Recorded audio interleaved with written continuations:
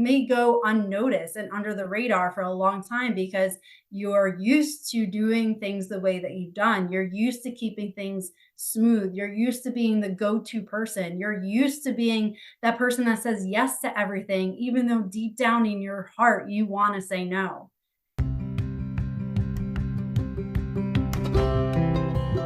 Hi, I'm Kelly Kessler, and I'm the host of the podcast, Rewiring Health.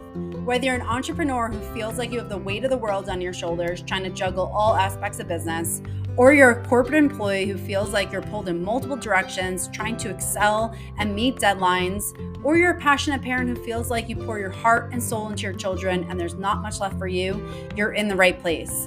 This podcast is designed to give you tools, tips, and strategies around how you can cultivate balance within your life, feel energized and present, and stop feeling like you're compromising your health and inner harmony. I am so glad you're here.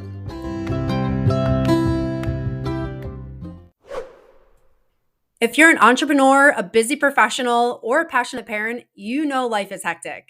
And the last thing you want is to feel more overwhelmed trying to fit in all the self-care recommendations that you hear. That's why I created my free 12-minute wellness habits guide that gives you the most important things that you can do throughout the day to feel renewed energy and clarity throughout your life without feeling like you have another job to do. Download it in the description today. Hey, welcome back. It has been a hot second since I have recorded a solo episode, and I really just have been focusing my energy on running my course, Thriving Under Pressure. But I am so excited to be back with you today and just talking about something that is so meaningful and has impacted me significantly in my life, and that is people pleasing. Now, if you're a high achiever, and odds are you are if you're listening to this podcast, high achievement and people pleasing often go hand in hand. And that's because there is a drive towards people being productive, doing what you're told, trying to climb the corporate ladder, or just trying to be the best version of yourself in an achievement role. And a lot of times there's a pressure to conform and to do things that other people want you to do. And if you already have people pleasing tendencies, it can be a perfect storm of feeling like the pressure to constantly get approval of others, or constantly be that go-to person for somebody and not be able to really say no to anyone. And also having those beliefs that this is something that you need to do in order to do that. So I want to share with you today just some things that have helped me really anchor into myself and not continue on this path of being a people pleaser, and really just standing in my own power and living more authentically. And so I want to talk about people pleasing because there can be a big misconception about what people pleasing is. And really, people pleasing is not just about making others happy. It's about us not feeling shame and trying to avoid the shame of having to cause maybe a disagreement with somebody or having to say no to someone. So, when we talk about people pleasing, it's really an internal battle. It's something that's deep within us, that we have these messages and beliefs that we have to say yes to others. We have to always put others before ourselves. And there's almost a nobility about it, where we feel like we're a good person if we constantly put everyone in front of us.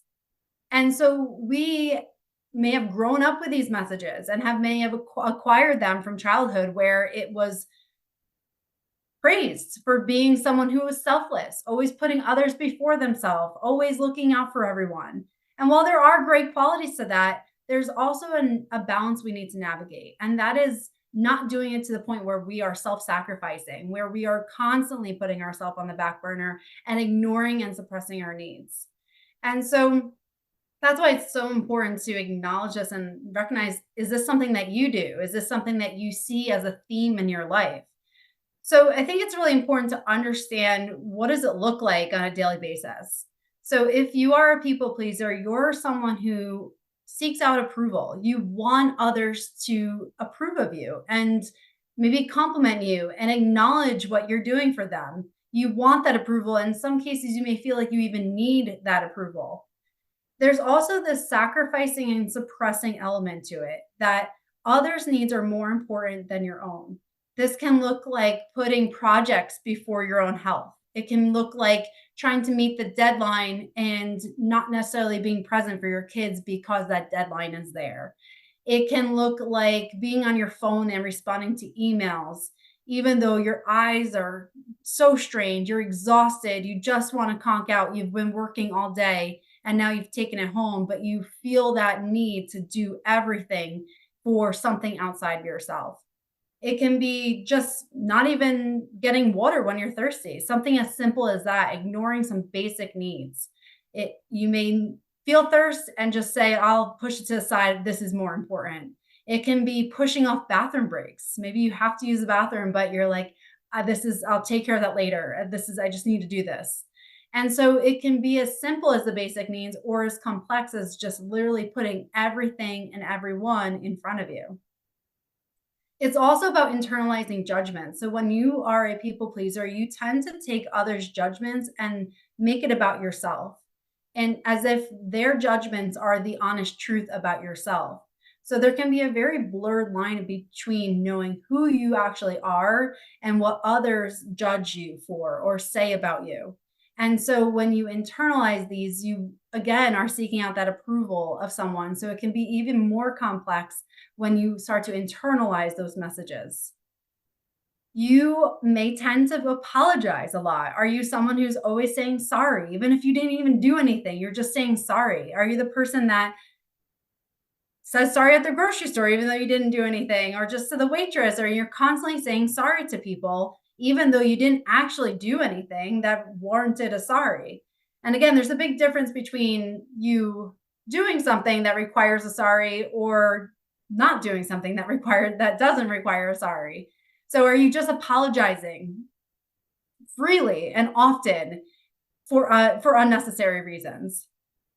Are you staying silent? This is a big one because as a people pleaser, you often will try to avoid conflict. You will want to keep things smooth, not ruffle any feathers, and even if that means not speaking your truth. So, this is one that I have dealt with much in my life, in that I would just suppress what I needed to say or not speak my truth because I didn't want anyone getting into a riff. I didn't want the confrontation. It was just easier for me to stay silent than to actually say something and then things erupt. But I can tell you it costs you a lot when you do that. And that's something that I've had to actively work on, is that I am worthy of speaking my truth. But when you're a people pleaser, you can sometimes feel like it's harder to deal with the conflict and confrontation than it is just to keep silent and not say what you want to actually say. A big one, again, something I have struggled with for years, is setting boundaries. And so boundaries are not about knocking people out of your life. It's about you preserving your own peace and well-being. It's about you maintaining an elevation of your energy. So if you're someone who works on elevating your energy and feeling like you're in a good space mentally and emotionally, and you have somebody who's in your life that is maybe toxic, or someone who's just pulling you down constantly, being a people pleaser can be really tough to set those boundaries and to make them really non-negotiable, that this is so important to you to maintain your energy that it's not worth having that person in your life that's constantly taking you down. It can be really, really uncomfortable to set those. And when you're a people pleaser, you are always thinking about, what is the other person going to think? What will they be thinking if I do this? I don't want them to not like me. Because again, there's another part of that you want that approval. So you want people to approve of you, and setting boundaries can feel like you're really conflicted in that. So these are some of those telltale signs that if you're a people pleaser, these are some of those things that you may struggle with. And again, like I was saying, this is very personal to me because I have struggled with many of these things throughout my life. And there is a cost to this. And this is what I didn't realize throughout the course of my life when I was actually doing this. And what the cost is mental, physical, and emotional, and even spiritual too. It costs you significantly. And so when you suppress or ignore your needs, or are always looking outside yourself to make sure everyone else is okay and always leaving yourself on the back burner, the cost is increased stress. Your system literally senses that you are ignoring or suppressing yourself, or not honoring the needs that it has. And this comes out physically in feeling tension throughout your body. You can feel like you're breathing shallow, or that your heart is pounding. It can feel like tension headaches. It can feel like just pain in your body. So there's a lot of ways that this can show up when you're constantly just suppressing or ignoring your own needs. Mentally, it can come through as being ruminating on negativity. So constantly thinking about things and what would they say? What would happen if I did this? Oh my gosh, I don't want them to be mad at me, or like, I just want to make sure that everything's okay. I don't want that to blow up if I don't do this. It can come out in a lot of ways where we get into this cycle of constantly worrying and thinking about the worst case scenario, or just thinking negatively about what just happened and what did I do wrong? Could I have done it differently? And constantly putting the blame on ourselves. And it comes out emotionally. So, emotionally, when you're constantly looking outside yourself for others' approval and you're trying to make sure everybody is okay and make sure everyone is happy, that creates a lack of trust within yourself. So, you're not listening to your own inner voice of like, what do you need in this moment? Because you're always looking out for what everyone else needs. So, when you quiet that voice and you don't tune into yourself, you start to lose that trust within yourself. And this creates a cycle of feeling guilty. So, never in any case can you constantly make everybody happy. It's just completely impossible. So, you can feel a big sense of guilt and shame when you're trying to make everyone happy. You're putting all this effort into doing the right thing, and it just never feels like it's enough. So, you can carry a lot of guilt and shame in that. There can also be fear in that you worry about what someone's going to do if you don't honor their needs or constantly look after them. There can be fear around your job. What if I don't do it exactly the way the boss wants me to? What if I say no? Oh my gosh, I could lose my job. There's a lot of fear that's involved in that. There can also be grief in this. So when you start to stand in your own power, when you start to stand in your authenticity, it's not smooth sailing. Often it's the opposite. When you start to listen to yourself, honor your own needs, what can happen is that relationships change because everyone is used to you showing up, bending until you break, and doing what they expect you to do. So the minute you start to change the way you show up, it forces them to change themselves. And a lot of times that can create a rift in people. And so there can be some grief that you experience in this because of the loss of maybe some relationships that were truly just founded on a rocky foundation of you making them happy, but not making yourself happy. So it's so important to recognize that there are so many costs when you are a people pleaser and you're constantly looking outside yourself.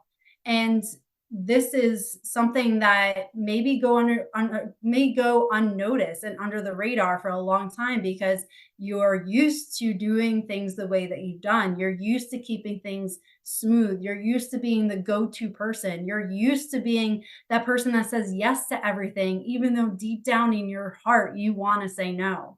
And so this is so important to recognize, like, are you doing this in your life?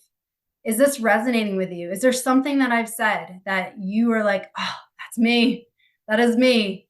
And it's okay if it's you for right now. The thing is that what you don't want to do is be like, that's me. What's wrong with me? Why do I do that?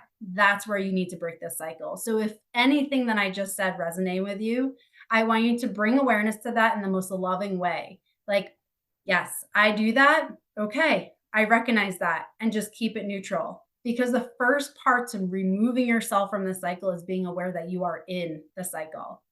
So I want to give you 3 questions that I asked myself when I noticed that I was in this cycle and I was living my life without being authentic to myself, without living in my power, without living in my truth. And I really had to dive into, like, do I want to continue to live my life for other people or do I want to start living for myself? And so 3 questions I asked were, how do I want to feel? So that's the first one. How do you want to feel? What does that look like? Sometimes we go through our whole life without even asking ourselves that question. What do we want to feel? How do we want to feel? Do we want to feel light and free? Do we want to feel loved and joyful? What does that look like for you? So that's the first thing. Let's anchor down in what are the feelings you want to feel. And when you do that, don't think about, oh, I don't know how I could get there. It's not about how you can get there. It's about, what do you want in your life? What do you actually want to feel in your life?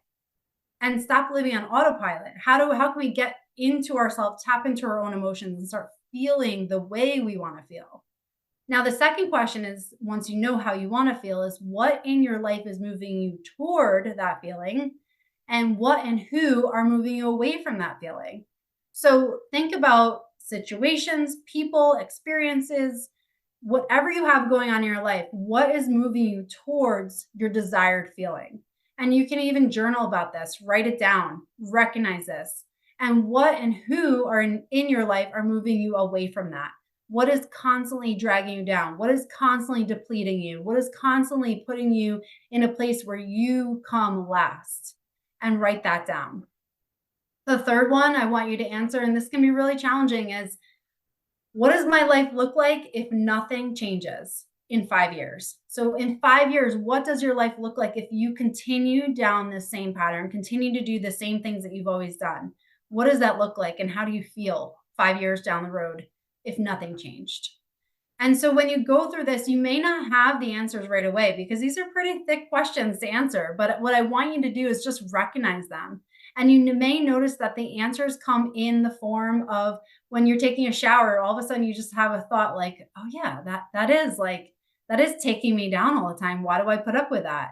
Or maybe you go for a walk and all of a sudden you get a lot of clarity around it. You may not get answers right when you want them, but by asking yourself the right questions, you start to cultivate an understanding of yourself. You start to move yourself in a better direction, and you start to create those neural connections that actually allow you to change the way you see the world and the way you see yourself. And so that's why it's so important to ask yourself the right questions and give yourself some space to actually process that. So if you have even 5 minutes of just silence, even before bed or when you wake up in the morning, ask yourself that question. How do I want to feel? When's the last time you asked yourself that? Probably less frequently than you ask, how am I making that person feel? How does that person feel about what I did or said? And allow yourself to start to take it back in, take back your power, start to recognize how you want to feel. Because when you feel like you're whole, your whole life becomes more whole and things start to change and shift by your energy level. So I want you to take this moment and take this message and give yourself the permission to move yourself in a direction where you can start to feel the way you want to feel. And now the world will shift for you. So I hope this helps to give you some clarity and to move in a direction where you start honoring your needs and start taking care of yourself in a way that is compassionate and loving. And maybe move yourself away from making sure that everybody and everything is okay before yourself. Thank you for tuning in.